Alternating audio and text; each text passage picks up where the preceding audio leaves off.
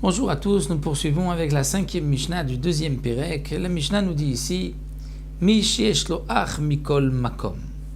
Celui qui a un frère, mikol makom, c'est-à-dire peu importe quelle est la qualité entre guillemets de ce frère, même si il a un frère qui est mamzer, eh bien zokek et eshet achiv le yiboum.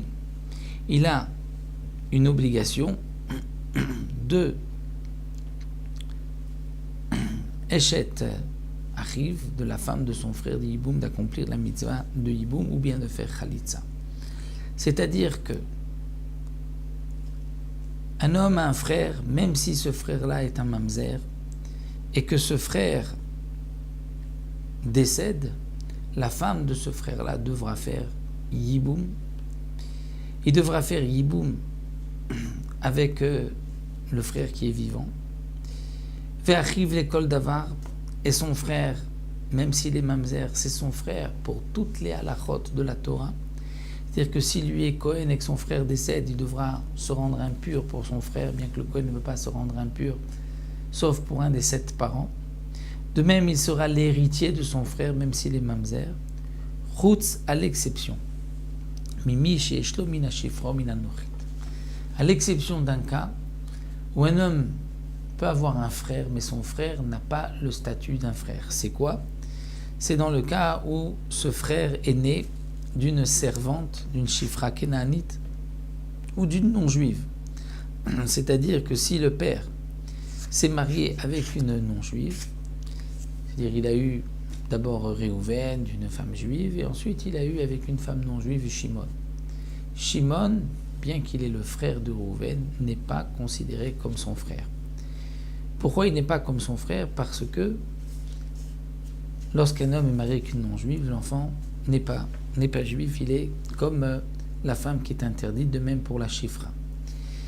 De même, la Mishnah poursuit et nous dit, donc pas seulement celui qui a un frère Mikol Makom a une obligation de Yiboum, mais même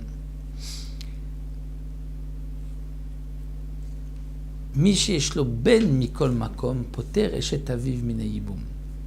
Si quelqu'un a un fils, mikol makom, c'est-à-dire peu importe quel est cet enfant-là, même si c'est un mamzer, eh bien la femme de son père, de ce mamzer-là, si le père décède, est dispensée du yiboum. Pourquoi? Parce que ce n'est pas un homme qui est mort sans laisser de descendance. Il a laissé une descendance, même si c'est une descendance qui est pasoul. Même s'il est mamzer ou s'il est moumar, puisque au moment où Réhouven est décédé, il avait un enfant, même un mamzer, sa femme est dispensée du yiboum. Vechayav al makato ve al kilato.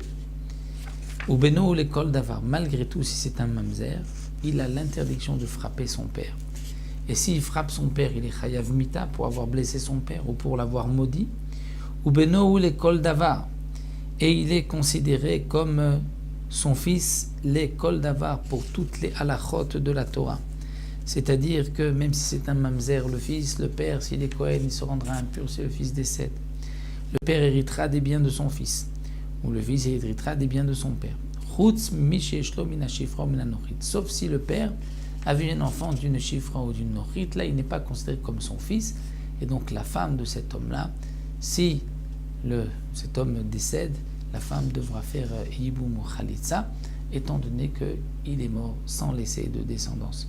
Donc de même, quelqu'un qui est un enfant minachif ou minanochit, ce n'est pas considéré comme son fils par rapport à la Touma, par rapport à l'héritage, par rapport à l'interdiction de frapper ou de maudire son père, puisque comme nous l'avons vu, le lien de parenté, c'est seulement lorsqu'un homme a eu cet enfant avec une juive et non pas lorsqu'il a eu avec une non-juive. Donc voici pour la 5e Mishnah.